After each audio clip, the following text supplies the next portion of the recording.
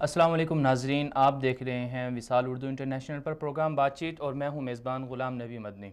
ناظرین کرام، بدقسمتی سے گزشتہ 70 سالوں سے پاکستان پر ظالم جاگیرداروں کا قبضہ ہے۔ یہ جاگیردار پوری قوم کو اپنی غلامی میں جکڑے ہوئے ہیں۔ یہی وجہ ہے کہ آئے روز مختلف واقعات ہوتے ہیں۔ کبھی کوئٹہ کے اندر پولیس سارجنٹ کو سر عام ایک جاگیردار کچل دیتا ہے، اور کبھی راجن پور کے اندر تنخواہ مانگنے پر ایک مزدور کی زبان کاٹ دی جاتی ہے، اور کبھی ایسا ہوتا ہے کہ ایک غریب کی بیٹی کا ہاتھ مانگنے سے انکار کرنے پر ایک سائیں اور وڈیرا اس کی بیٹی کو بربریت کا نشانہ بنا دیتا ہے۔ پاکستان پر جاگیرداروں کا قبضہ ہے۔ یہ جاگیردارانہ نظام کیسے ختم ہوگا، اس پر آج ہم بات کر رہے ہیں۔ ہمارے ساتھ مہمان پینل میں آج ہوں گے محترم جناب اوریہ مقبول جان صاحب، سہیل وڑائے صاحب ہوں گے، اور ڈاکٹر فرید احمد پراچا صاحب بھی ہمارا ساتھ دیں گے۔ محترم جناب عامر ہاشم خاقوانی صاحب بھی ہمارے ساتھ ہوں گے، اور اسی طرح شاہ محمود قریشی صاحب جن کا تعلق پی ٹی آئی سے، وہ بھی ہمارا ساتھ دیں گے انشاءاللہ، اور ڈاکٹر عارف علوی صاحب کراچی سے، وہ بھی ہمیں جوائن کریں گے۔ اس سے پہلے وصال اردو کی طرف سے ظالم جاگیرداروں کا جو قبضہ ہے پاکستان پر، جاگیردارانہ سسٹم جو ہے، اس پر ایک خصوصی رپورٹ بنائی گئی ہے، وہ آپ دیکھیے، واپس آتے ہیں، ہمارے ساتھ رہیے۔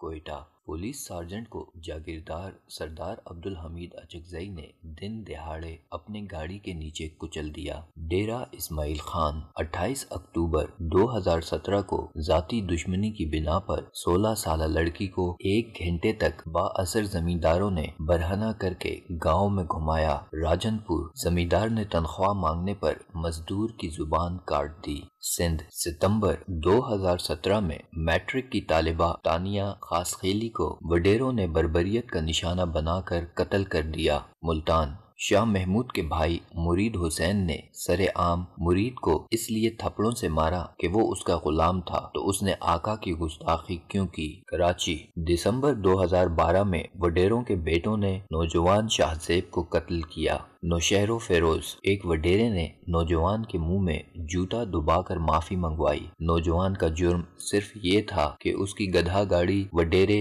نبی بخش کی لینڈ کروزر سے ٹکرا گئی تھی۔ علاقے کے بااثر وڈیروں نے غریب کسان کی مونچھیں مونڈ کر گدھے پر بٹھا دیا۔ احکامات کی بجا آوری میں تاخیر پر بیچارے مظلوم کسان پر کتے چھوڑ دیے گئے۔ زمیندار نے بیٹی کا ہاتھ نہ دینے پر مزارے کے گھر کو آگ لگا دی اور بیٹی کو اٹھوا لیا۔ مخالفین کو ووٹ دینے پر سائیں نے جھوٹی FIR درج کرا کے سفید پوش خاندان کے تعلیم یافتہ نوجوانوں کو حوالات میں بند کر دیا۔ پسند کی شادی کرنے والے تعلیم یافتہ نوجوانوں کی بہنوں کو بنی کر دیا گیا۔ راستہ نہ دینے پر وڈے سائیں کے چاکروں نے نوجوانوں کو تشدد کا نشانہ بنا ڈالا اور گنجا بھی کر دیا۔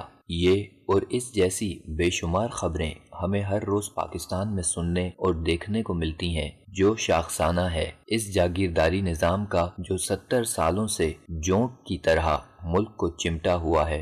جاگیردارانہ نظام وہ معاشرتی، اقتصادی اور سیاسی نظام ہے جو جدید حکومتوں کے قیام سے پہلے یورپ اور ایشیا کے اکثر ملکوں میں رائج تھا۔ اس نظام کے تحت بادشاہ کی طرف سے مختلف افراد کو ان کی خوشامدانہ خدمات کے عوض زمینوں کے وسیع رقبے جاگیر کے طور پر عطا کیے جاتے تھے۔ یہ جاگیردار اپنی جاگیر میں رہنے والے مزارعین سے زمینوں پر کام کراتے تھے۔ زمین کا لگان وغیرہ خود جاگیردار وصول کرتے تھے، جس میں سے بادشاہ کو حصہ جاتا تھا۔ جاگیردار کی حیثیت مزارعین اور دیگر مقامی باشندوں کے لیے حکمران سے کم نہیں تھی۔ مزارعین جاگیردار کے ظلم و ستم کی چکی میں پستے رہتے تھے، ان کو زندگی کے بنیادی حقوق تک حاصل نہ تھے، وہ جاگیرداروں کے حکم کے بغیر سانس تک نہ لے سکتے تھے۔ 19ویں صدی میں یورپ میں صنعتی انقلاب کے بعد جاگیردارانہ نظام کو زوال آیا اور اس کی جگہ سرمایہ دارانہ نظام نے لے لی۔ اب یہ نظام یورپ سے بالکل ناپید ہو چکا ہے، لیکن افریقہ اور ایشیا کے بعض ملکوں میں کلی یا جزوی طور پر اب بھی اس کی علمداری ہے۔ بالخصوص پاکستان پچھلے 70 سالوں سے جاگیرداروں کے رحم و کرم پر ہے۔ پاکستان کی 70 سالہ تاریخ پر نظر دوڑائی جائے تو ان 70 سالوں میں 32 سال فوج نے براہ راست پاکستان پر حکومت کی، جبکہ باقی کے 38 سال جاگیردار اور اسٹیبلشمنٹ مل کر پاکستان پر حکمرانی کرتے رہے۔ اگر انصاف کے ساتھ ملک کی بیوروکریسی، اسٹیبلشمنٹ، فوج، سیاست، عدلیہ، پولیس، پارلیمنٹ کا جائزہ لیا جائے تو ہر جگہ جاگیرداروں کا اثر و رسوخ نظر آتا ہے۔ پنجاب سے لے کر سندھ تک، بلوچستان سے لے کر خیبر پختونخوا تک، ہر جگہ مختلف طریقوں سے جاگیرداروں نے عوام کو اپنا غلام بنایا ہوا ہے۔ کہیں یہ جاگیردار خود کو سردار کہلواتے ہیں تو کہیں سائیں کہہ کر ان کو پکارا جاتا ہے، کہیں یہ جاگیردار خود کو مخدوم کہلواتے ہیں تو کہیں خود کو گدی نشین خلیفہ اور پیر کہلوا کر عوام کو بیوقوف بناتے ہیں۔ یہ جاگیردار ہی ہیں جو پاکستان کی 60% سے زائد زرعی زمینوں پر قابض ہیں، جہاں سے وہ سرمایہ اکٹھا کرتے ہیں اور عوام سے جبراً ووٹ وصول کرتے ہیں۔ پورے ملک پر جاگیرداروں کے اثر و رسوخ کا نقصان یہ ہوا کہ عوام 70 سالوں سے بڑے بڑے جاگیرداروں کے رحم و کرم پر ہے۔ وہ اپنے بنیادی زندگی کے حقوق کے لیے کوئی آواز بلند نہیں کر سکتے، نہ آزادانہ طریقے سے اپنی زندگی گزار سکتے ہیں، اعلیٰ تعلیم حاصل کر کے ملکی ترقی میں اپنا حصہ ڈال سکتے ہیں، نہ کرپٹ، خائن، بددیانت، ظالم اور جابر حکمرانوں سے ملک کو پاک کر سکتے ہیں۔ یہ جاگیرداروں کے اثر و رسوخ ہی کا نتیجہ ہے کہ نہتے عوام آئے روز ظلم و جبر کا شکار ہو کر زندگیوں سے ہاتھ دھو بیٹھتے ہیں۔ راجن پور کا مزدور ہو یا ڈیرہ اسماعیل خان کی 16 سالہ معصوم لڑکی تانیہ خاسخیلی ہو یا کراچی کا نوجوان شاہ زیب، کوئٹہ میں سڑک پر ڈیوٹی دینے والا پولیس سارجنٹ ہو یا پھر نوشہر و فروز کا گدھا گاڑی چلانے والا مزدور، سب ان جاگیرداروں کی وجہ سے ظلم و جبر کا شکار ہوئے۔ یہ جاگیردار اس قدر بااثر ہیں کہ مظلوم عوام ان کے مظالم کے خلاف لب تک نہیں کھول سکتے۔ پولیس سے لے کر عدالتوں تک ہر جگہ جاگیرداروں کا راج ہے۔ یہی وجہ ہے کہ پاکستان میں انصاف اور قانون کا چہرہ مسخ ہو کر رہ گیا ہے، جس سے دہشت گردی، فرقہ واریت اور دیگر اندوہناک جرائم کی شرح خوفناک حد تک بڑھ گئی ہے۔ اگر ہم نے اپنے ملک کو دہشت گردی، فسادات اور دیگر جرائم سے پاک کر کے دنیا کے ترقی یافتہ ملکوں کی صف میں کھڑا کرنا ہے تو ہم سب کو مل کر انصاف اور قانون کی حکمرانی کے لیے ظالم جاگیرداروں اور کرپٹ سرمایہ داروں کے خلاف میدان میں نکلنا ہوگا، تاکہ اس ملک کا ہر شہری بلا تفریق آزادی کے ساتھ اپنی زندگی گزار سکے اور پاکستان کی ترقی کے لیے آزادانہ طریقے سے اپنا کردار ادا کر سکے۔ اور ظلم کے خلاف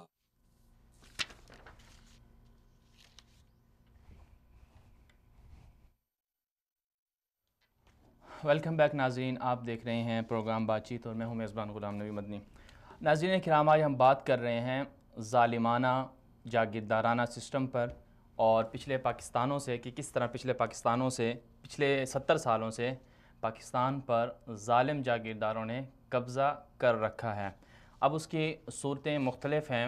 کہیں پر جو جاگیردار تھے، اب چونکہ وہ جدید دور ہے تو اب انہوں نے اپنے حلیے تبدیل کر لیے ہیں۔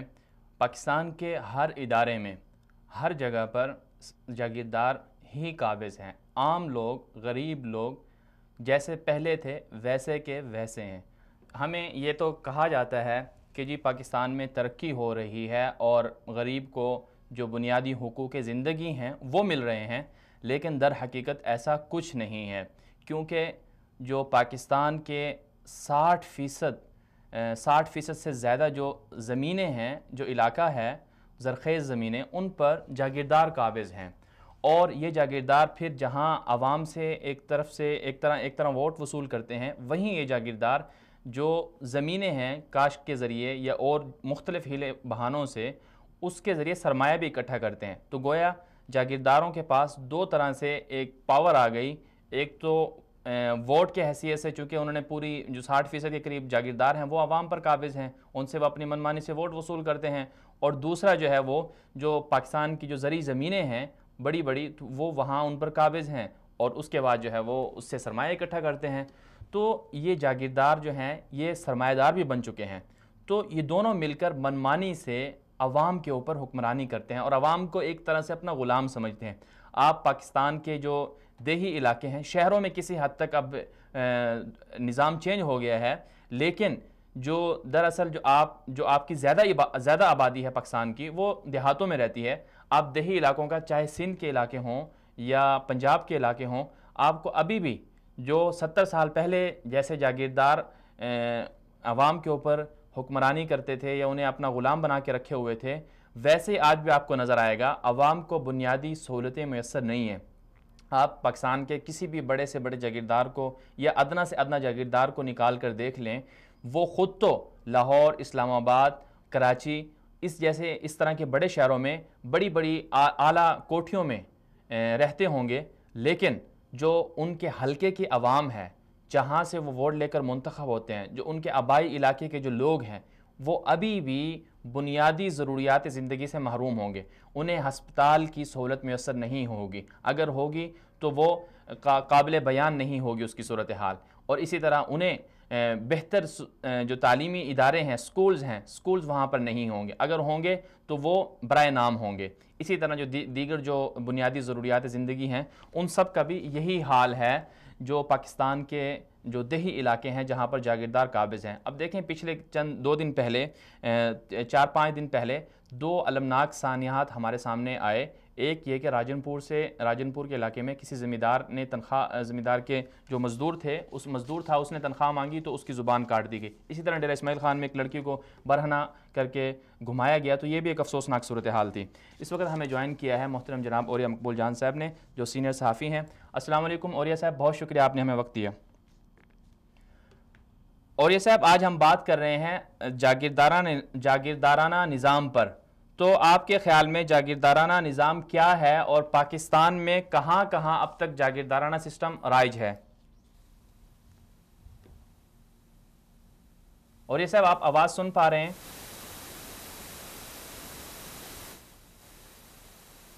غالباً اوریہ صاحب سے ہمارا رابطہ نہیں ہو رہا. انشاءاللہ ہم انہیں دوبارہ لائن پر لیں گے. تو ہم بات کر رہے تھے کہ ابھی حال ہی میں 2 افسوسناک سانحات ہوئے. ان میں سے ایک تو راجنپور کے علاقے میں کہ زمیندار نے ایک مزدور کی زبان کاٹ دی، اور ایک ڈیرہ اسماعیل خان میں. اب جو مجرم ہیں، اب مجرموں کی اگر ان کی پوری تحقیق کی جائے تو ہمارے سامنے مجرموں کی پشت پناہی کرنے والے یا براہ راست جنہوں نے جرم کیا ہے وہ لوگ ہیں جو یا تو اپنے علاقے کے با اثر لوگ ہیں، زمیندار ہیں، یا پھر اپنے علاقے کے جاگیردار لوگ ہیں. اب ہمارے ملک میں اگر ہم غور کریں، جو تھانہ کلچر ہے یا عدالتوں میں جو عام غریب عوام کو انصاف نہیں ملتا، اس کے پیچھے جو حقائق ہیں اگر ہم ان پر بات کریں تو ہمیں یہ حقیقت سمجھ آتی ہے کہ تھانہ کلچر کو پیدا کرنے والے، پروان چڑھانے والے کون لوگ ہیں؟ یہی سیاستدان ہیں. اب اگر کوئی با اثر شخص کسی علاقے میں جرم کرتا ہے تو جب وہ غریب پر جب ظلم ہوتا ہے تو غریب جب تھانے میں جاتا ہے اس پر FIR درج کروانے کے لیے، اپنا مقدمہ لکھوانے کے لیے جب پولیس کے پاس جاتا ہے تو پولیس والے پہلے تو اس کی بات ہی نہیں سنتے. کیوں؟ کیونکہ جی جاگیردار یا اسی طرح جو اثر لوگ ہیں انہوں نے پہلے ہی پولیس والوں کو کہہ دیا ہوتا ہے کہ جی آپ اس کی بات نہیں سنیں گے، یا انہیں پتہ ہوتا ہے، ملی بھگت ہوتی ہے. تو یہ پورے پاکستان میں اسی طرح ہے. آپ صرف چونکہ پاکستان کی اکثر آبادی شہروں میں نہیں رہتی، اکثر جو پاکستان کی آبادی ہے وہ دیہاتوں میں رہتی ہے.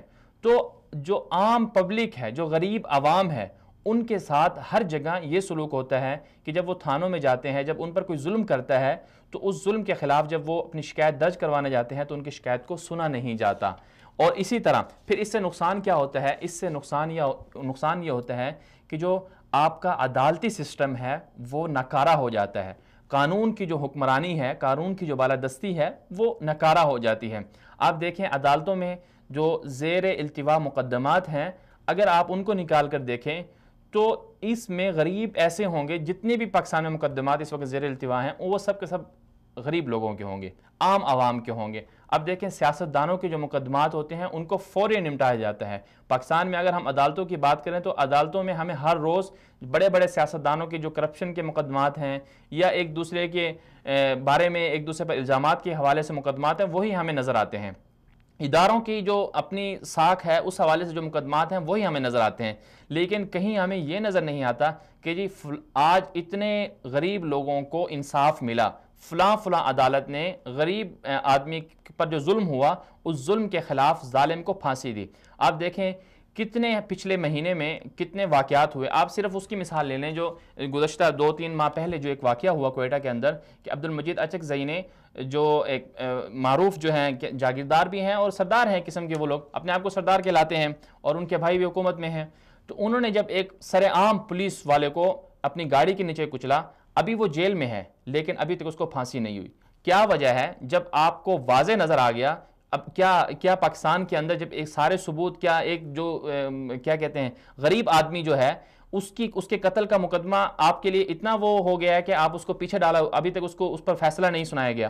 تو ہونا تو یہ چاہیے تھا کہ 2 مہینے کا ایک وقت اور ایک عرصہ گزر گیا ہے، اس عرصے میں لامحالہ ایسا ہونا چاہیے تھا کہ کم از کم فوری طور پر چونکہ ان کا قصور بنتا ہے، فوری طور پر مقدمے پر فیصلہ کیا جاتا اور پھانسی پر چڑھایا جاتا. لیکن ہم دیکھیں گے کہ عبد المجید اچکزئی بھی جیسے دیگر جاگیردار ہیں وہ بری ہو گئے، وہ بھی اس مقدمے سے بری ہو جائیں گے. آپ ماضی کے جتنے بھی ریکارڈ اٹھا کر دیکھ لیں، ہمیشہ جب بھی کسی عام آدمی پر ظلم ہوا تو یا تو اس ظلم کو چھپا دیا گیا یا پھر اس غریب اور مظلوم آدمی کو خاموش کرانے کے لیے ڈرایا گیا، دھمکایا گیا یا پھر اسے پیسے دے کر خاموش کرا دیا گیا. ہونا تو یہ چاہیے کہ انصاف سب کے لیے برابر ہو، قانون سب کے لیے برابر ہو. جو ظلم کرتا ہے قانون کے مطابق اس کو سزا دی جائے. ہمارے ہاں کتنے قاتل ہیں جن کو پھانسی دی گئی، بلکہ انسانی حقوق کی جو تنظیمیں ہیں وہ تو یہ باتیں کرتی ہیں اور یہ بڑا ڈھنڈورا پیٹا جاتا ہے کہ جی انسانی حقوق کی خلاف ورزی ہو رہی ہے. لیکن جب ہم انہیں کہیں کہ جو لوگ انسانی حقوق کی خلاف ورزی کر رہے ہیں، چاہے وہ کوئی بھی ہے، چاہے جاگیردار ہے، چاہے بڑا اثر و رسوخ والا بندہ ہے، کوئی بھی ہے، اگر اس نے کسی کا قتل کیا ہے، اسلام کے مطابق، قانون کے مطابق اسے بدلے میں قتل کیا جانا چاہیے. لیکن انسانی حقوق کی تنظیمیں پاکستان کے اندر پھانسی کی جو سزا ہے اسے ملتوی کروانے کی کوشش کر رہے ہیں. ابھی دوبارہ ہمارے ساتھ اوریہ مقبول جان صاحب ہیں. اوریہ صاحب بہت شکریہ، آپ نے ہمیں وقت دیا. اوریہ صاحب، پاکستان میں جاگیردارانہ نظام رائج ہے، تو آپ کیا سمجھتے ہیں کہ جاگیردارانہ نظام ہے کیا اور پاکستان میں کہاں کہاں رائج ہے؟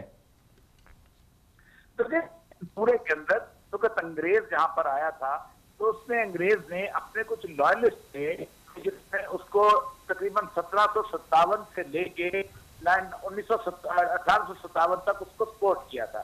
فوجیں بھیجی تھی، لوگ بھیجے تھے، اس کے ساتھ جا کے لڑے تھے. اس کو پنجاب میں جب وہ سکھوں سے لڑا تھا اس کو ساتھ دیا تھا. جب اس کو 1857 کی جنگ آزادی ہوئی تھی اس میں یہاں سے فوجیں بھیجی تھی. اس میں پیر بھی تھے، اس میں مختلف لوگ بھی تھے. تو انگریز نے اس کو 3-4 کام کیے تھے. ایک تو انگریز نے یہ کیا تھا کہ ان کو جاگیریں عطا کی. دوسرا انگریز نے ان کو ریزیڈنٹ میجسٹریٹ بنایا تھا. انگریز نے ان کو کرنل بنایا تھا فوج کے اندر. انگریز نے ان کو مختلف قسم کے عہدے دیے تھے. اس سے ان کا ایک انفلوئنس بن گیا تھا. اور پھر اس کے بعد اس نے انگریز نے ایک ڈیموکریٹک سسٹم دیا تھا پاکستان کے اندر اور انڈیا کے اندر، پورے بر صغیر کے اندر. اس میں ان کی کانسٹیچوئنسی بن گئی تھی. مثلا چاہے نثار علی خان کے دادا کی ایک کانسٹیچوئنسی ہو گئی، اس کے بعد نواب اکبر علی خان جو ہے اس کے دادا کی ایک کانسٹیچوئنسی ہو گئی، مرزا ملتان کی ایک ہو گئی. یہ وہ کانسٹیچوئنسی تھی جن میں فیروز خان نون سے لے کے یہ سارے لوگ جو تھے یہ اپنے زیر اثر لوگوں کو رکھتے تھے اور پھر ان کے اوپر ان کو انفلوئنس ہوتا تھا. یہ لوگ تھے کہ جو ہر بار الیکشن جیتتے تھے. یہی مسلم لیگ کے اندر شامل ہوئے تھے. یونینسٹ میں تو مسلم لیگ طاقتور ہو گئی تھی. یہی ریپبلکن میں شامل ہوئے تو وہ طاقتور ہو گئی تھی. یہی پیپلز پارٹی میں گئے تھے تو وہ طاقتور ہو گئی تھی. یہ پیپلز پارٹی سے دوبارہ مسلم لیگ میں آئے تھے تو وہ طاقتور ہو گئی تھی. تو کوئی اس کا پاکستان کی سیاست کا اگر کوئی کہتے ہیں آئیڈیالوجیکلی کوئی بہت بڑا تعلق ہے تو یہ بہت بڑا جھوٹ ہے. ذوالفقار علی بھٹو کتنا بڑا لیڈر تھا، لیکن آپ مجھے سندھ میں بتا دیں کسی ایک وڈیرے کے بغیر اس نے الیکشن جیتا ہو. پنجاب کی ایک فلو تھی جس سے اربن ایریا کے اندر وہ کر گیا، لیکن غلام مصطفیٰ جتوئی سے لے کے رسول بخش تالپور سے لے کے اور سارے جتنے بھی لوگ تھے وہ سارے بھٹو صاحب کے وہی لوگ تھے جو کہ وہی وڈیرے اور جاگیردار تھے. ان کی سیاست بنیادی طور پہ ختم اسی وقت ہو سکتی ہے اگر آپ کانسٹیچوئنسی پالیٹکس ختم کریں. اگر آپ اس طرح کا الیکشن کروائیں کہ جس کو آپ کہتے ہیں کہ متناسب نمائندگی والا، پارٹی کو ووٹ ملے. آپ کانسٹیچوئنسی ختم کریں. جب تک کانسٹیچوئنسی پالیٹکس ختم نہیں ہوتی پاکستان میں نہ جاگیردارانہ سسٹم ختم ہو سکتا ہے اور نہ جمہوریت مضبوط ہو سکتی ہے. اور یہ صاحب، یہ جاگیردارانہ سسٹم اور سرمایہ دارانہ سسٹم میں کیا مماثلت ہے؟ میرے دونوں مختلف ہیں. سرمایہ دارانہ سسٹم جو ہے اس کو جمہوریت پر उसको जमहूरियत बहुत फायदा मंद है। सरमायादाराना सिस्टम ने जमहूरी निजाम क्रिएट किया है। मतलब $6.8 बिलियन ओबामा को मिलते हैं तो इलेक्शन जीत सकता है, $4 बिलियन यूरो जो सरकोजी के पास होते हैं तो इलेक्शन लड़ता है, और इसी तरह ये सब जो है सरमायादाराना सिस्टम के अंदर पूरी की पूरी पार्टी खरीदी जाती है। इसीलिए पूरी पार्टी जो है वो उन आइडियोलॉजी पे काम करती है जिस पे उनके फंड रेजिंग वाले लोग करते हैं, जो फंडिंग करने वाले। वो कहते हैं तो इराक पे हमला करो, पूरे का पूरा अमेरिका की फौज के अंदर भेजा रोजाना 22 लोग खुदकुशी करे, वो इराक पे भेजेंगे लोगों को, बच्चों को मारने के लिए भेजेंगे, लोगों को मारने के लिए भेजेंगे, कब्जा करने के लिए भेजेंगे। $15 ट्रिलियन अमेरिका की GDP है, और $16 ट्रिलियन अमेरिकन जो है वो डेट है, $31 ट्रिलियन, $32 ट्रिलियन अमेरिका के सरमायादारों ने रखा हुआ है ताकि टैक्स चोरी की है। एक कांग्रेस में आवाज बुलंद नहीं होती हमारा पैसा लेके आओ, इसलिए कि पैसा जो है वो बंदे ने इलेक्शन लड़ना। एक बंदे ने 1922 के 23 में आवाज बुलंद की थी, उसके बाद उन्होंने रॉकफेलर ने कहा था कि हम you are our dog, you should bark from our side, हमारे कुत्ते हो हमारी तरफ से भौंका करो। तो ये है वो सिस्टम जिससे यरगमाल बनाया हुआ है। अब सरमायादाराना सिस्टम की और चीजें हैं, वो भी यरगमाल बनाता है पूरे के पूरी डेमोक्रेसी को, और ये भी बनाते हैं। दोनों को इस डेमोक्रेटिक सिस्टम जो है ये रात आता है बहुत ज्यादा जी। और ऐसे पाकिस्तान में जो जागीरदार लोग हैं क्या वो सरमायादार भी हैं?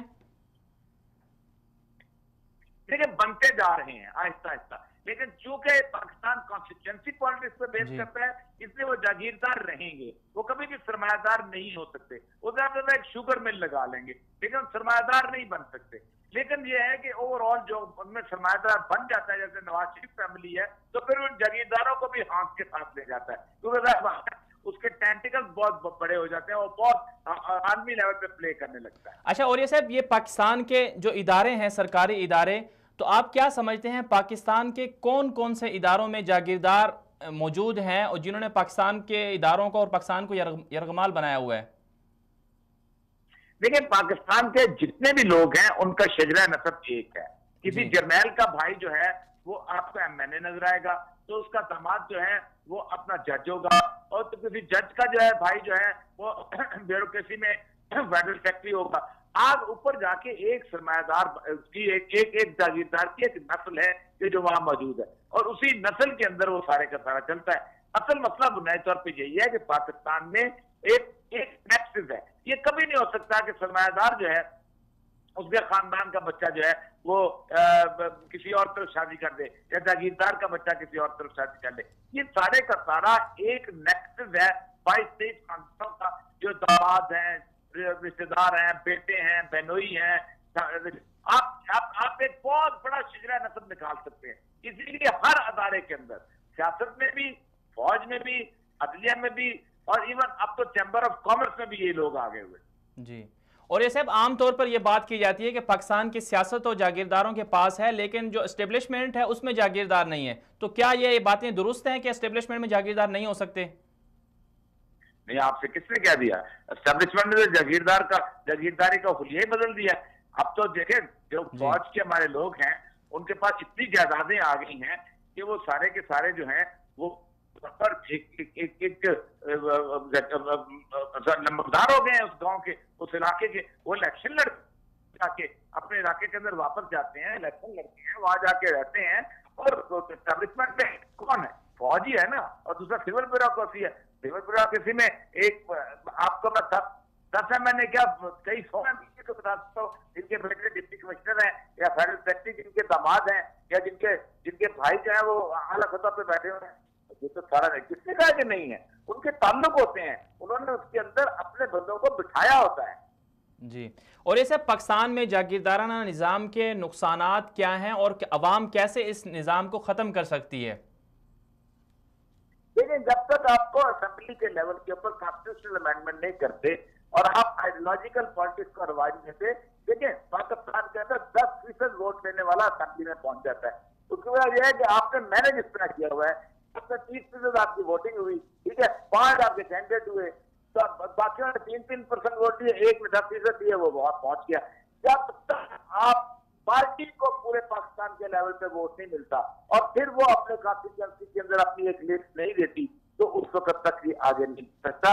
یہ ہے اصل معاملہ. آپ کو متناسب نمائندگی لانی پڑے گی. 97 ملکوں میں جہاں جہاں جمہوریت ہے ان میں سے 97 ملکوں میں نمائندگی ہے اور اس حساب سے چلتے ہیں. فرانس میں اس طرح کا جاگیردارانہ نظام تھا, انہوں نے متناسب نمائندگی لے آئے. جرمنی میں جاگیردارانہ نظام تھا, متناسب نمائندگی لے کے آ گئے. باقی جگہ جہاں جہاں اٹلی میں تھا وہ متناسب نمائندگی لے کے آ گئے. جہاں جہاں جاگیردارانہ سسٹم تھا وہ لے کے آ گئے. امریکہ میں نہیں تھا, انہیں کوئی ضرورت نہیں پڑی, وہ آسٹریلیا چل پڑے. جی, اور یہ صاحب آخر میں یہ بتائیے گا جو کچھ دن پہلے دو ایک افسوسناک واقعے ہوئے. ایک تو راجن پور کے اندر مزدور کی زبان کاٹ دی گئی تنخواہ مانگنے پر, اور پھر ڈیرہ اسماعیل خان کے اندر بھی ایک لڑکی کو برہنہ کر کے گھمایا گیا, پھر اس کے پیچھے بھی با اثر لوگ تھے. تو ایسے واقعات کیوں ہوتے ہیں؟ پھر مجرموں کو پھانسی پر یا ان کو سزائیں کیوں نہیں ملتی ہیں؟ اس کی بنیادی وجہ یہ ہے کہ وہ انہوں نے ہوسٹیج بنایا ہوتا ہے. آپ جب پولیس کا ایس ایچ او جو ہے وہ آپ کا دسترخوان پہ بیٹھنے والا ہو اور پولیس کا ڈی ایس جی جو ہے وہ آپ کا رشتہ دار ہو اور اس کے بعد عدالت کا جج جو ہے اس کے ساتھ بھی آپ کے مراسم ہو تو بلکہ رشتہ داری یا خون کا رشتہ ہو, تو پھر کیسے آگے بڑھے گا؟ اور پھر آپ پولیس کو خوف پیدا کیا ہوتا ہے. آپ کے خلاف کوئی گواہی دینے نہیں آتا. جب آپ کے خلاف کوئی گواہی نہیں دینے آتا اس کا مطلب پھر آگے آپ نہیں چل سکتے. یہی وجہ ہے کہ ایسے واقعات بار بار ہوتے ہیں. اور یہ صاحب احتساب ان کا کون کرے گا؟ کون ان کو کٹہرے میں کھڑا کرے گا؟ یہ سوال بڑا عجیب و غریب ہوتا ہے. دو طریقے ہوتے ہیں, یا تو آپ پبلکلی لوگوں کو اتنا اویئر کریں کہ لوگ اٹھیں اور ڈیموکریٹکلی بدلتے ہیں, یا پھر دنیا میں پبلک اٹھ کے انقلاب لے کے آتی ہے. تو تیسرا کوئی اور راستہ تو ہے نہیں. مجھے لگتا یہ ہے کہ پبلک کو کسی بندے اٹھنا پڑے گا اور انقلاب لے کے آنا پڑے گا. اور جب پبلک اٹھتی ہے تو پھر 3-4 مثالیں موجود ہیں دنیا کے اندر. ہمارے ہاں ایران کی مثال ہے, ہمارے ہاں فرانس کی مثال ہے, ہمارے ہاں چین کی مثال ہے, ہمارے ہاں روس کی مثال ہے, ہمارے ہاں کیوبا کی مثال ہے. یہ سب لوگ کھڑے ہوئے تھے اور انہوں نے اپنے علاقے میں لوگوں کو بدل کے رکھ کے دیا اور سارا کچھ ختم کر. جی بہت شکریہ اوریہ صاحب, آپ نے ہمیں وقت دیا. یہ تھے ہمارے ساتھ معروف صحافی اوریہ مقبول جان صاحب. ان کا یہی کہنا تھا کہ جاگیردارانہ نظام جو ہے وہ پاکستان کے اندر پچھلے 70 سالوں سے نافذ ہے اور بدقسمتی سے اسے ختم کرنے کے لیے بہت کچھ کرنا پڑے گا, عوام کو آگے آنا پڑے گا. کیونکہ مسئلہ یہ ہے پاکستان کے ہر ادارے کے اندر جاگیرداروں کی جڑیں پائی جاتی ہیں اور مضبوط تر ہوتی جا رہی ہیں. بلکہ اب تو جو سرمایہ دار ہیں, سرمایہ دارانہ جو نظام جسے ہم کہتے ہیں, بلکہ اب تو جاگیردار سرمایہ دار بن چکے ہیں. پاکستان کے جتنے بھی ادارے ہیں ہر جگہ پر کہیں نہ کہیں جا کر جاگیردار کا کوئی نہ کوئی راستہ, کوئی نہ کوئی لنک, کوئی نہ کوئی جڑ ملتی ہے اور نظر آتی ہے. تو اس کے خاتمے کے لیے ہمیں کیا کرنا ہوگا, اس پر ہمیں غور و فکر کرنا ہوگا. اور بالخصوص جو عوام ہے, عوام کو آگے آنا ہوگا, کیونکہ جب تک عوام آگے نہیں آئے گی اس سے پہلے یہ جاگیردارانہ نظام ختم نہیں ہو سکتا. اب مسئلہ یہ ہے کہ عوام کیسے آگے آئے, کیونکہ عوام کو تو ہم دیکھتے ہیں کہ وہ ایک موٹر سائیکل کی وجہ سے اپنا جو حق رائے دہی ہے اسے وہ بیچ دیتی ہے. اور اگر ہم عوام کی بات کریں تو عوام میں تو ہمیں بہت سی چیزیں ایسی نظر آتی ہیں کہ ان کو ایک دفعہ کہہ دیا جائے کہ آپ کے علاقے کی جو سڑکیں ہیں وہ پکی کر دیں گے, جہاں آپ کو بجلی میسر ہے ہم بجلی پہنچا دیں گے, اگر آپ کے کسی بچے کی نوکری نہیں لگ رہی ہم آپ کو نوکری پہ لگوا دیں گے. تو جب اگر ان کو یہ باتیں کہہ دی جائیں تو وہ فوراً راضی ہو جاتے ہیں اور اپنا ووٹ بیچ دیتے ہیں, اپنا ووٹ ان کو دے دیتے ہیں. حالانکہ وہ جانتے ہیں, عوام جانتی ہے کہ ان کے ساتھ جو وعدے کیے گئے انہیں پورا نہیں کیا گیا, لیکن اس کے باوجود عوام جو ہے وہ بار بار ان جاگیرداروں کا شکار ہوتی رہتی ہے.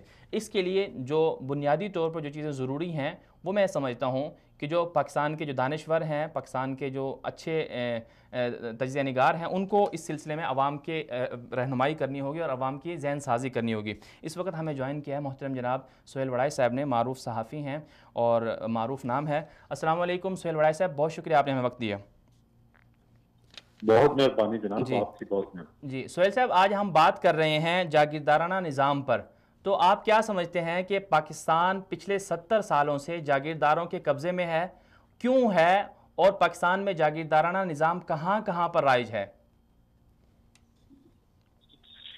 دیکھیں, جاگیر کا نظام جو ہے یہ مسلمانوں نے ہی شروع کیا تھا اور اس کے بعد یہ چلتا رہا. انگریزوں نے بھی اس کو انڈورس کیا اور بیسیکلی اس وقت جاگیردار کا سے پہلے یہ طریقہ تھا کہ ہر جو جاگیر دی جاتی تھی اس کے ساتھ سپاہی وابستہ ہوتے تھے.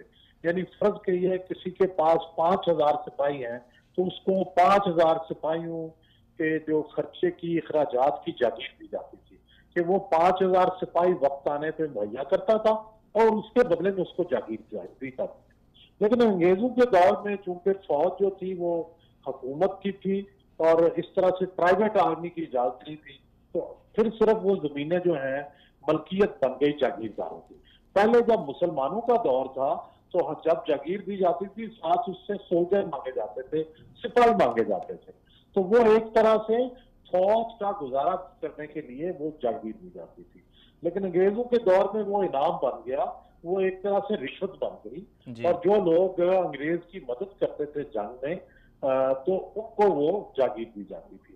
اور پھر یہ ہوا کہ چونکہ پاکستان میں اگریرین سسٹم ہے، اب بھی ہم ایک زرعی نظام کے اندر رہ رہے ہیں، تو اس میں جو سب سے اعلیٰ ترین پوزیشن ہوتی ہے وہ جاگیردار کی ہوتی ہے یا زمیندار کی ہوتی ہے. اور وہ جو رورل سسٹم ہے اس کے اندر جو جاگیردار ہوتا ہے وہ سب سے ٹاپ پہ ہوتا ہے، اور باقی لوگ سب محکوم ہوتے ہیں ایک طرح سے، اس کے آرڈر لیتے ہیں، اس سے اناج لیتے ہیں، اس کی دین ہو یا دنیا سب میں اس کی سربراہی جو ہے وہ چلتی ہے. اس کی وجہ سے پھر وہ سیاست میں بھی دخیل ہو گئے، اور سیاست میں بھی جو بڑے پرانے زمانے میں سارے جو جاگیردار تھے وہ سیاست میں تھے.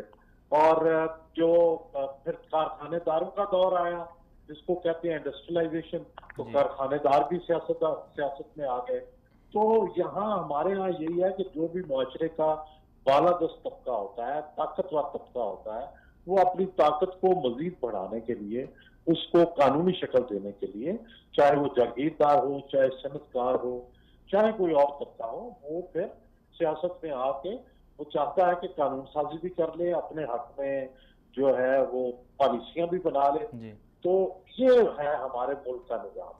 لیکن اگر آپ اس کے ساتھ بھارت کو دیکھیں تو انہوں نے 1947 کے بعد یہ جو جاگیردانہ نظام تھا اس پر بڑی ضرب لگائی. ہمارے یہاں بھی 2 دفعہ ضرب لگی. ایک دفعہ ممتاز دولتانہ صاحب نے زرعی اصلاحات کی، اور دوسری دفعہ ذوالفقار علی بھٹو صاحب نے زرعی اصلاحات کی، جس سے جو حد ملکیت ہے وہ کم ہوا. لیکن پھر بھی وہ اتنی سخت اصلاحات نہیں تھی کہ جس سے یہ پورا نظام بدل جاتا. انڈیا کے اندر انہوں نے پورا نظام بدل دیا، اور اب وہاں کوئی بھی بڑا جاگیردار نہیں ہے. جب آپ یہ کرتے ہیں تو وہ پھر اپر کلاس ختم ہو جاتی ہے، پھر سارے لوگ مڈل کلاس میں آ جاتے ہیں. تو بھارت میں جمہوریت جو زیادہ جلدی سے سیٹ ہو گئی اس کی وجہ یہ تھی کہ وہاں اپر کلاس بہت کم تھی، زیادہ تر آبادی مڈل کلاس تھی.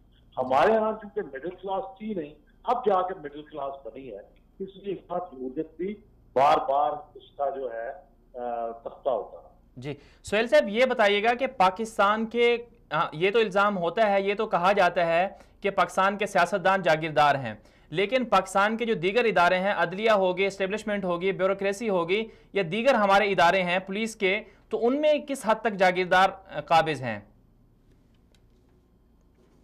جی بالکل یہ درست ہے کہ پاکستان میں جتنے بھی ادارے ہیں کسی کو بھی ہم یہ نہیں کہہ سکتے کہ اس کا نظام کی خرابی میں کوئی کردار نہیں ہے.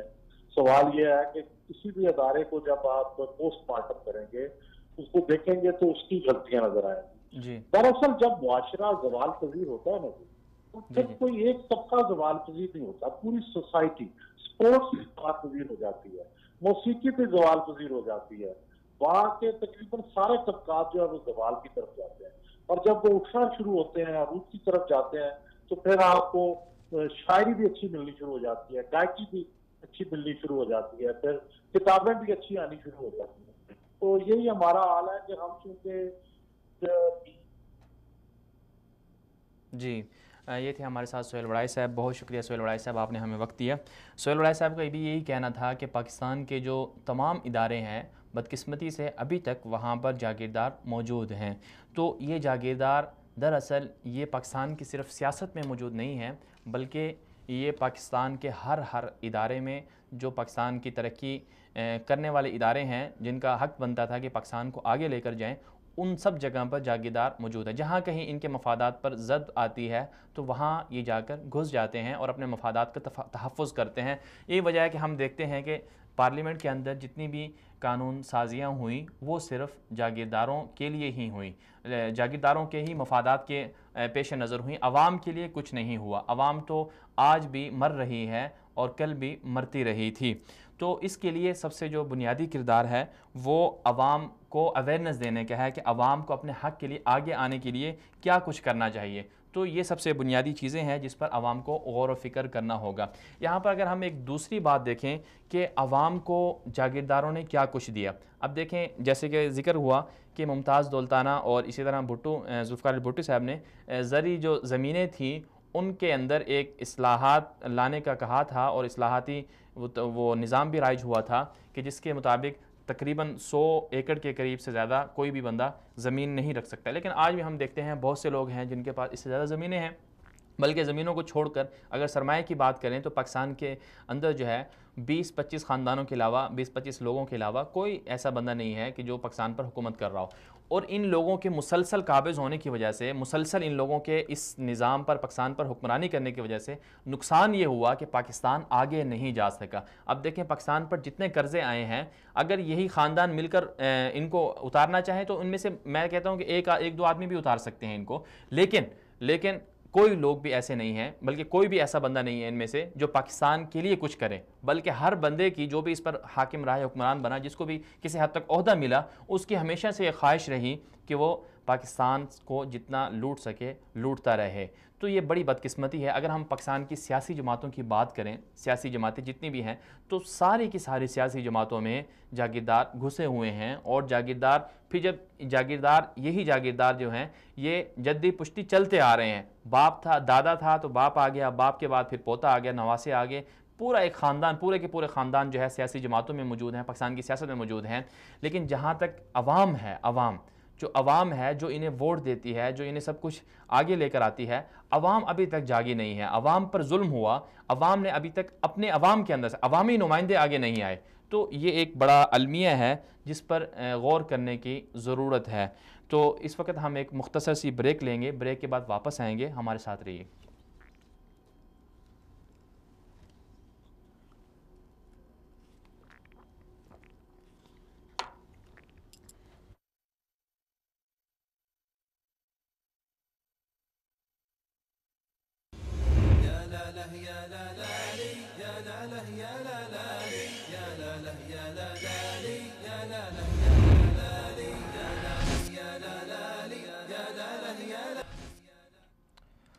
ویلکم بیک ناظرین، آپ دیکھ رہے ہیں پروگرام بات چیت۔ فنی خرابی کی وجہ سے کچھ دیر پروگرام ڈیلے ہوا۔ ابھی ہمیں جوائن کیا ہے محترم جناب فرید احمد پراچا صاحب نے، ڈاکٹر فرید احمد پراچا صاحب، جماعت اسلامی سے آپ کا تعلق ہے۔ بہت شکریہ ڈاکٹر صاحب، آپ نے ہمیں وقت دیا۔ ڈاکٹر صاحب آج ہم بات کر رہے ہیں پاکستان میں جاگیردارانہ نظام کے اوپر کہ 70 سالوں سے ظالم جاگیرداروں نے عوام پر بلکہ پورے پاکستان پر قبضہ کیا ہوا ہے۔ تو آپ کیا سمجھتے ہیں کہ جاگیردارانہ نظام پچھلے 70 سالوں سے پاکستان میں کیوں رائج ہے اور ابھی تک اس کا خاتمہ کیوں نہیں ہو سکا؟ بسم اللہ الرحمن الرحیم۔ یہ فی الواقع ایک بہت ہی ظالمانہ نظام ہے، اور یہ آئین پاکستان کی بھی نفی ہے، اسلامی تعلیمات کی بھی ہے، اور بحیثیت مجموعی پاکستان کے جتنے مسائل ہیں، یعنی اگر ہمارا مسئلہ یہ ہے کہ یہاں کرپشن ہے، بدعنوانیاں ہیں، پارلیمنٹ کا کوئی کردار نہیں ہے، یا معاشرے کے اندر ظلم بڑھتا چلا جا رہا ہے، یا اس کے نتیجے میں دہشت گردی بڑھ رہی ہے، تو اس کا بنیادی سبب یہاں جاگیردارانہ نظام ہے۔ اس کی بنیاد 70 سے بھی پرانی ہے، 70 سال تو پاکستان میں ہو گئے ہیں، ورنہ یہ جاگیردارانہ نظام تو انگریز نے قائم کیا تھا، اور انگریز نے اپنے اقتدار کو قائم رکھنے کے لیے ان ظالم جاگیرداروں کو پالا، ان کو مراحت دی، ان کو زمینیں دی، اور انہیں اپنی جگہ پہ اپنے نظام کا ایک چودھری بنایا۔ تو آج جہاں جتنے واقعات آتے ہیں سامنے، تو وہ تو انسان تڑپ اٹھتا ہے کہ یہ اتنے ظالم لوگ ہیں، یعنی کہ بالکل جیسے جنگل کا قانون ہوتا ہے وحشیانہ قانون ہوتا ہے، اور جنگل کے اندر بھی ایک بہرحال ایک قانون یہ موجود ہوتا ہے کہ وہ اپنے ہم جنس کو تو نہیں چیرتے پاتے جانور، اور پھر بھوک اگر ختم ہو جائے تو تب وہ کوئی شکار نہیں کرتے۔ لیکن یہاں تو ایک انتہائی ظالمانہ ہے، اور اس لیے یہ جو آپ نے اس موضوع کا انتخاب کیا ہے یہ بہت اچھا ہے۔ جی ڈاکٹر صاحب یہ بتائیے گا، جی کئی پہلوؤں پہ جی ڈاکٹر صاحب یہ بتائیے گا کہ پاکستان کے، ہم یہ بات تو کرتے ہیں، یہ تو ہمارے سامنے آتا رہتا ہے کہ پاکستان کی سیاست پر جاگیرداروں کا قبضہ ہے، لیکن پاکستان کی عدلیہ، پاکستان کے اسٹیبلشمنٹ، کیا وہاں پر بھی جاگیردار موجود ہیں؟ اصل جاگیردارانہ ایک رویہ ہے، اور یہ رویہ جو ہے یہ موجود ہوتا ہے۔ وہ کئی خاندان ایسے ہیں کہ جن خاندانوں نے اپنے خاندان کے جاگیرداری نظام کے خاندان کہ کوئی فرد انہوں نے اپنا انڈیا میں بھی دیا ہوا ہے، اور کوئی فرد اپنا جو ہے وہ اسٹیبلشمنٹ سے بھی اور بیوروکریسی میں بھی دیے ہوئے ہیں۔ تو یہ بہرحال تحفظ دیتے ہیں، لیکن ہم اس حیثیت مجموعی سے نہیں کہہ سکتے کہ ہماری عدلیہ جو ہے وہ جاگیردارانہ نظام کا حصہ ہے۔ کہیں نہ کہیں رویے ایسے ہو جاتے ہیں کہ ان رویوں کی وجہ سے ہم یہ کہہ سکتے ہیں یا کسی فرض کی بنیاد پہ، لیکن بحثیت مجموعی عدلیہ اس میں نہیں ہے۔ البتہ پارلیمنٹ جو ہے وہ ان کا سہارا بنی ہوئی ہے۔ جی ڈاکٹر صاحب یہ بتائیے کہ آپ نے کہا کہ عدلیہ نہیں ہے، لیکن جو ہماری بیوروکریسی ہے یا اسٹیبلشمنٹ ہے وہاں پر تو جاگیرداروں کا اثر موجود ہے۔ جی ڈاکٹر صاحب آپ غالباً آواز سن رہے ہوں گے، میں یہ پوچھنا چاہ رہا ہوں آپ سے کہ جو پاکستان کے اسٹیبلشمنٹ ہے اس حوالے سے آپ کیا کہیں گے کہ وہاں پر ہے جاگیردارانہ نظام؟ لیکن یہ اسٹیبلشمنٹ کا تو ایک اپنا طریقہ کار ہے، وہ اس کے مطابق چلتی ہے، اور اس میں ان کے رویے ایک دوسری جگہ زیر بحث آتے ہیں۔ لیکن جہاں تک ہم جاگیردارانہ نظام کو کریں گے تو اس کا تعلق جو ہے وہ فرد کے ساتھ ہے، یعنی جس جگہ پہ بھی جاگیرداری ہے اس کا شکار مظاہرہ بھی ہوتا ہے، اس کا شکار جو ہے وہ ووٹر بھی ہوتا ہے، اور یہ ہمارا سارا نظام انتخاب جو ہے وہ ان کے پاس ہائی جیک ہے۔ یہ تیسری نسل ہے ان کی کہ جنہوں نے انگریز کا ساتھ دیا تھا اور مراد لی تھی، ان کے ساتھ گدی نشینی بھی موجود ہے کہیں نہ کہیں۔ تو یہ ساری خرابیاں مل کے ہو جاتی ہیں۔ ہم یہ کہہ سکتے ہیں کہ اس چیز نے بھی کمزور نہیں کیا کہ اقتدار پر تو سرمایہ دار آئے تھے، یعنی اور کاروباری لوگ آئے تھے، میاں نواز شریف وغیرہ، لیکن انہوں نے بھی سہارا جو ہے وہ جاگیرداروں کا ہی دیا، اور جاگیرداری نظام کو انہوں نے کمزور نہیں کیا اور زیادہ مضبوط کیا، یعنی ٹیکس نہیں لگتا ذریعہ آمدن پر۔ پھر اسی طرح سے جو ان کی ٹکٹیں دیتے ہیں تو وہ ٹکٹیں انہی لوگوں کو دیتے ہیں، تو مطلب انہوں نے بھی مضبوط کیا، اگرچہ یہ خود اس معنی کے اندر جاگیردار نہیں تھے، یہ سرمایہ دار تھے۔ اسی طرح پیپلز پارٹی نے یا بھٹو صاحب نے جاگیرداری کے خلاف ایک آواز بلند کی اور کہا کہ جی ہم تقسیم کر دیں گے اور زرعی اصلاحات کریں گے، لیکن انہوں نے بھی کچھ نہیں کیا، بلکہ انہوں نے بھی سارا اسی نظام کو جو ہے وہ مضبوط کیا ہے۔ تو آج جب ہم دیکھتے ہیں تو اس میں آج بھی وہی چیزیں جو ہے وہ چل رہی ہیں، اور تینوں بڑی پارٹیاں یعنی جس میں پی ٹی آئی بھی ہے، انہوں نے بھی سارا اپنے ارد گرد یہی جاگیرداروں کو ہی اپنے ارد گرد اکٹھا کیا ہوا ہے، اور اس وجہ سے کوئی بڑا بریک تھرو ہوتا ہوا ہمیں نظر نہیں آتا۔ جی ڈاکٹر صاحب ایک سوچ ہے پاکستان کے اندر کہ اگر جاگیردار سیاست میں نہیں ہوں گے تو پھر سیاست ہی کامیاب نہیں ہوگی، کیونکہ آپ اس حوالے سے آپ کی مثال بھی دی جاتی ہے۔ بعض لوگ کہتے ہیں کہ جماعت اسلامی میں چونکہ وہ ایک جاگیردارانہ نظام نہیں ہے، جاگیردار نہیں ہے، تو اس وجہ سے ابھی تک وہ سروائیو نہیں کر سکی آگے۔ تو آپ کیا سمجھتے ہیں کہ سیاست کو جاگیرداری سے جب الگ کر دیا جائے تو پھر تو سیاست ہی نہیں رہے گی، لوگ جیت ہی نہیں پائیں گے؟ کیا یہ بات لوگوں کا کہنا درست ہے؟ نہیں، یہ اس معنی میں تو درست ہے کہ جو اس وقت سیاست چل رہی ہے وہ تو جاگیرداری کی بیساکھیوں پہ چل رہی ہے، لیکن جو سیاست حقیقی معنوں میں ہے اور جس کو ہونا چاہیے اس کے لیے تو جاگیرداری کی ضرورت نہیں ہے، اس کو تو جاگیرداری توڑنے کی ضرورت ہے۔ بھارت میں ہمارا پڑوسی ملک ہے، ہمارے ساتھ آزاد ہوا ہے، انہوں نے 1 سال میں ہی جاگیرداری ختم کر دی تھی، اور جاگیرداری ختم کرنے کا نتیجہ یہ نکلا کہ وہاں اتنے سال گزرنے کے باوجود ایک مرتبہ بھی فوج نے اقتدار پہ قبضہ نہیں کیا۔ ایک مرتبہ بھی انتخابات کی دھاندلی جو ہے وہ موضوع نہیں بنی، تو وہاں یعنی خرابیاں وہاں بھی موجود ہیں، کرپشنیں بھی موجود ہیں، لیکن کم از کم یہ دو چیزیں جو ہیں وہ وہاں پر اس وجہ سے ٹھیک ہے کہ وہاں پر جاگیرداری نظام جو ہے وہ ان کے ہاتھ سے ختم ہو گیا تھا۔ جی ہم جی بہت شکریہ ڈاکٹر فرید صاحب، یہ تھے ہمارے ساتھ ڈاکٹر فرید احمد پراچا صاحب۔ ان کی لائن ڈراپ ہو گئی، تو بہرحال انہوں نے اپنے انہوں نے بہت اچھی باتیں کی مختصر وقت میں۔ ان کا یہ کہنا تھا کہ بالکل حقیقی طور پر اس وقت بھی پاکستان کے اندر جتنی بھی سیاسی جماعتیں ہیں ہر جگہ جاگیردار موجود ہیں۔ تو اگر جیسے کہ میں نے سوال بھی کیا ابھی، اگر دیکھا جائے تو یہ لوگوں کا کہنا، یہ جو مروجہ سیاست ہے، مروجہ جو ایک ہمارے سامنے جو ہمارے اقتدار میں حکمران ہیں، اگر ان کو ہم دیکھیں تو کوئی بھی پارٹی بغیر جاگیرداروں کی بیساکھیوں کے آگے نہیں بڑھ سکتی۔ تو یہ ایک سوچ ہے پاکستان کے اندر، ہونا تو یہ چاہیے تھا کہ پچھلے 70 سالوں میں ان بیساکھیوں کی ضرورت پاکستان کو نہ پڑتی اور یہ ان کو ہٹا دیا جاتا، لیکن ابھی تک ضرورت ہے۔ کیوں ہے؟ اس کو ختم کیسے کیا جائے گا؟ اس کے لیے ظاہر سی بات ہے عوام آگے نہیں آئی۔ جب تک عوام آگے نہیں آئے گی تو جاگیرداروں کی بیساکھیوں کی یا سرمایہ داروں کی ضرورت پاکستان کو رہے گی، اور یہی لوگ پاکستان پر اپنے مفادات کے لیے حکمرانی کرتے رہیں گے اور پاکستان کو آگے نہیں بڑھنے دیں گے۔ اس کے لیے عوام کو ایک باشعور ہونا ہوگا۔ عوام باشعور کیسے ہو سکتی ہے؟ اس کے لیے ظاہر سی بات ہے جتنی جو تعلیم ہے، تعلیم کو حاصل کرنا ہوگا۔ تعلیم جو صحیح معنوں میں ہمارے معاشرے کے اندر جب آئے گی تو پاکستان کی جو عوام ہے خود بخود باشعور ہو جائے گی۔ اور پھر دوسری بات یہ ہے کہ جو اپنا حق رائے دہی ہے اس کا بھی صحیح طرح سے استعمال کیا جانا ضروری ہے۔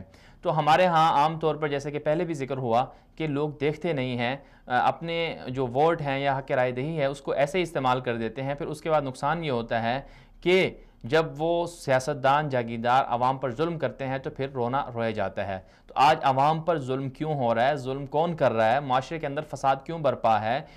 جو غریب لوگ ہیں، جو عام عوام ہے وہ مظلوم ہے، مظالم کا شکار ہے۔ یہ کیوں ہے سب؟ اس کی وجہ یہ ہے کہ عوام کو شعور نہیں آیا، عوام نے خود اپنے حالات پر غور نہیں کیا۔ جو اپنے ماضی میں جن لوگوں کو ووٹ دیا یا جن لوگوں کو اپنا نمائندہ منتخب کیا ان سے اپنا حق نہیں مانگا۔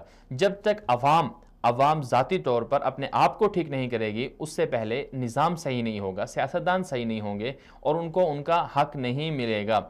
تو اس کے لیے عوام کو خود بخود اپنے لیے فیصلہ کرنا ہوگا کہ کیسے ہم اپنا جو ان پر ظلم کرنے والے ہیں ان کا محاسبہ کر سکتے ہیں۔ اور دوسری بڑی ایک افسوسناک بات یہ ہے کہ جو ظلم ہے، جب کسی پر ظلم ہوتا ہے، ہمارے ہاں جو ایک فکر بنی ہوئی ہے وہ یہ ہے کہ ظلم چونکہ اگر مجھ پر ہوگا، جس پر ظلم ہو وہی انسان اس ظلم کا احساس کرتا ہے، اس کو محسوس کرتا ہے۔ جو ارد گرد والے جو ہمسائے ہیں، جو پڑوسی ہیں، جو دوسرے بھائی ہیں، وہ جس پر ظلم ہوا ہے اس مظلوم کے ظلم کو محسوس نہیں کر پاتے۔ یہ ایک افسوسناک رویہ ہے۔ اب دیکھیں راجن پور کے اندر جس مزدور کی زبان کاٹی گئی تو اس پر ہونے والے ظلم کو کیا پورے پاکستان نے محسوس کیا؟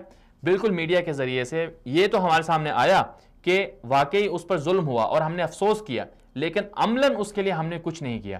ہم عملاً اپنے حقوق کے لیے نکلتے ہیں۔ اگر کسی پارٹی کے جلسے میں جانا ہو تو ہر بندہ اپنے لیڈران کی وجہ سے اپنے چاہنے جو ان کے جو آئیڈل ہوتے ہیں لوگ، ان کی اپنی پارٹی اور اپنے جو نمائندے ہوتے ہیں ان کے لیے نکلتے ہیں۔ لیکن جب ایک غریب مظلوم پر، غریب مزدور پر جس پر ظلم ہوا، اس کے درد کو محسوس کرنے کے لیے اس کی حمایت میں کوئی نہیں نکلا۔ یہ ایک افسوسناک رویہ، حالانکہ اسلام کا اور اخلاقی طور پر ہم سب کا رویہ اور ہم سب کا یہ فرض بنتا ہے کہ کم از کم جس پر ظلم ہوا ہم اس ظلم کے خلاف تو بولیں، اس ظالم کے خلاف تو بولیں۔ اور یہ اسلام نے ہمیں فرض دیے ہے، کیونکہ اسلام کی روح سے ہم سب مسلمان جو ہیں وہ ایک دوسرے کے بھائی ہیں۔ جب بھائی کا درد محسوس کرنا چھوڑ دے گا تو مظالم تو ہوتے رہیں گے۔ آج کوئٹہ کے اندر جس پولیس والے کو مارا گیا، یا ڈیرہ اسماعیل خان کے اندر جس معصوم لڑکی پر ظلم ہوا اور اسے برہنہ کر کے گلیوں میں گھمایا گیا، تو ان پر ظلم کرنے والے کون تھے؟ کیا ڈیرہ اسماعیل خان کے اس علاقے والے جہاں پر وہ مظلوم لڑکی رہتی ہے، کیا وہاں کے لوگ بلکہ افسوسناک صورتحال تو منظر تو یہ بھی دیکھا گیا کہ لوگوں کے سامنے 1 گھنٹے تک یہ معاملہ ہوتا رہا، کسی میں جرت نہیں ہوئی کہ اس کو روک سکیں۔ کیوں نہیں ہوئی؟ کیا ساری عوام خاموش ہو گئی ہے؟ کیا اتنی بے حس وہاں کے لوگ یا وہاں کے جو دیکھنے والے لوگ تھے کیا وہ اتنے بے حس ہو گئے ہیں کہ ظالموں کو نہ روک پائیں؟ تو اس کے لیے جب ہماری کیفیت یہ ہوگی تو ظلم تو بڑھتا رہے گا، مظالم تو ہوتے رہیں گے. تو اس لیے سب سے پہلے عوام کو یہ محسوس کرنا ہوگا کہ ہم کہاں کھڑے ہیں. ہم میں سے ہر بندہ اچھے اور برے کو اچھی طرح سے جانتا ہے، لیکن کچھ کہنے کی جرت نہیں کرتا. یہ جرت کرنا ہوگی. جب ہم یہ محسوس کریں گے، دوسروں کے لیے جینا سیکھیں گے، دوسروں کے بارے میں ہم یہ محسوس کریں گے کہ جو اس پر ظلم ہوا دراصل مجھ پر ظلم ہوا ہے، وہ میرا بھائی تھا، وہ میری بہن تھی، وہ میری بیٹی تھی. جب اس پر ظلم ہوا تو گویا مجھ پر ظلم ہوا، میری بیٹی پر ظلم ہوا، میری بہن پر ظلم ہوا. جب ہم میں سے ہر بندے کی یہ فکر بن جائے گی، یہ سوچ بن جائے گی، تو پاکستان بھی بدل جائے گا. اور جو جاگیردارانہ نظام ہے، جو وڈیرے ہیں یا جو ذمہ دار اور با اثر لوگ ہیں جو عوام پر ظلم ڈھاتے ہیں، وہ بھی ختم ہو جائیں گے.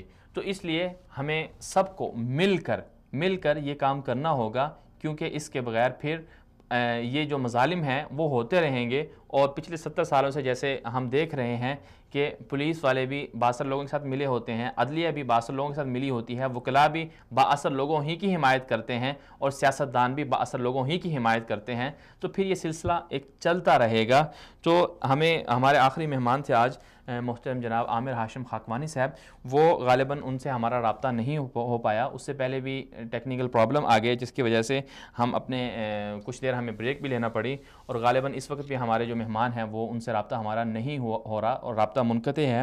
بہرحال آج کے لیے ہم اپنے پروگرام کو وائنڈ اپ کرتے ہیں اس امید کے ساتھ کہ ہم میں سے ہر بندہ یہ محسوس کرے، دوسروں کا جو درد ہے، دوسروں پر جو ظلم ہوا ہے، اس ظلم کو محسوس کرے، اس درد کو محسوس کرے.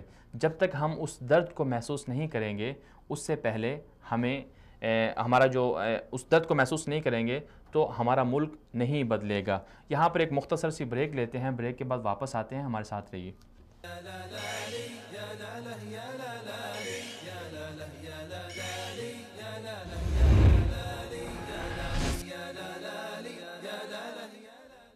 ویلکم بیک ناظرین، آپ دیکھ رہے ہیں پروگرام بات چیت. کچھ فنی خرابی کی وجہ سے بہت سارے مسائل آ جائے. آج ہمارے جو مہمان تھے محترم جناب عامر خاکوانی صاحب، وہ بھی ہمیں جوائن نہیں کر پائے. تو بہرحال ہم اپنے پروگرام کو ختم کرتے ہیں اس امید کے ساتھ کہ ہم میں سے ہر بندہ عوام کا ساتھ دے گا، مظلوم کا ساتھ دے گا، ظالم کے خلاف ہر انسان، ہر پاکستانی، ہر مسلمان اٹھے گا.